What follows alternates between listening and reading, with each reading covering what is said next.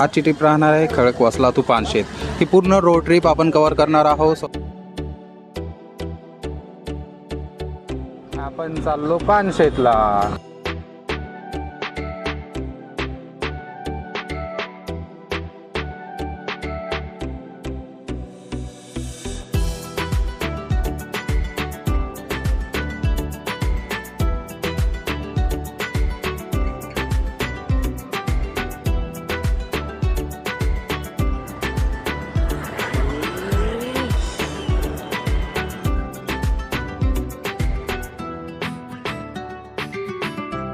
So आपण just entry केलेली आहे पानशेत गावात। हे नदी नॉर्मली पावसाळ्यात हे नदी भरगच्च भरलेली असते। हे आहे वरसगाव धरणाची भिंत। याच रोडने आपण लवासाला सुद्धा जाऊ शकतो, बट आज आपण पानशेतला जात आहोत। आमच्या चॅनलवर लवासाचे ऑलरेडी आम्ही व्हिडिओ पोस्ट केलेला आहे, सो तुम्हाला तो व्हिडिओ बघायचा असला तुम्ही नक्की चेकआउट करू शकता।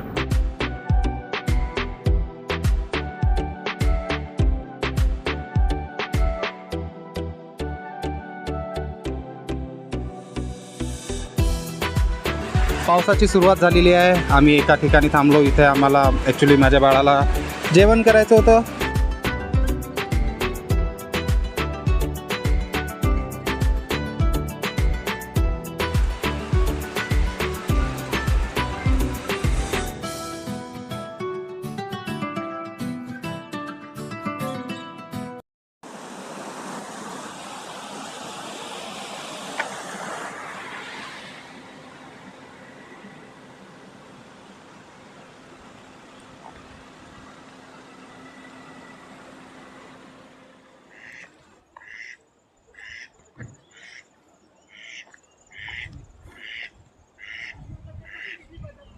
पावसाळ्यामध्ये तुम्ही इथे फिरायला येत असाल तर कृपया काळजी घ्या। बघा हे रोडच्या एकदम साईडला कसं कोसळलेलं आहे। आणि आपण फायनली या डॅमवर पोहोचलेलो आहोत।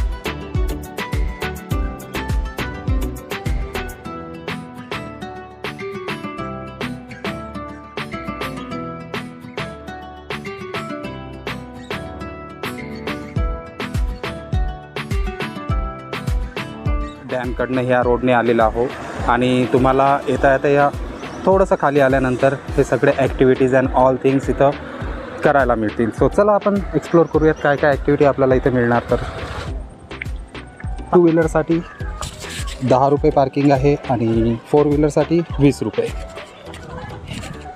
सोबतच इथं सफारी वगैरे पण आहे।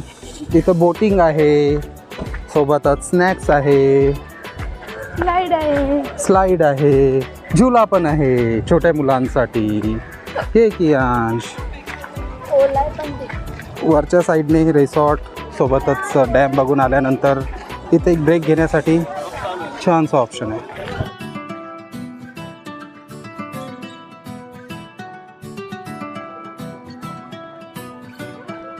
आपण मोटर बोटचे तिकीट काढलेलं आहे जे पर पर्सन 200 आहे। स्पीड बोट पर पर्सन 300 रुपये। सोबतच जर तुम्हाला पॅडल बोट करायची असेल 250 रुपये पर पर्सन। आणि फॅमिलीसाठी जे स्पेशल एक तुमची फॅमिली बोट आहे त्याला ते 1800 रुपये आहे तिकीट।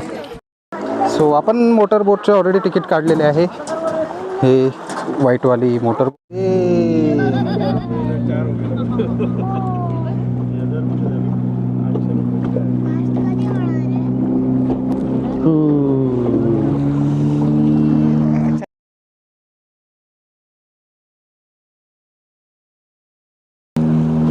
त्या साईडने तिकडे डॅम पण दिसतो.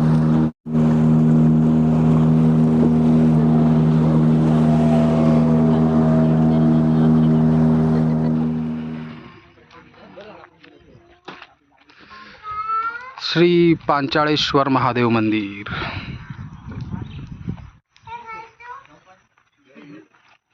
खडकवासला डॅम.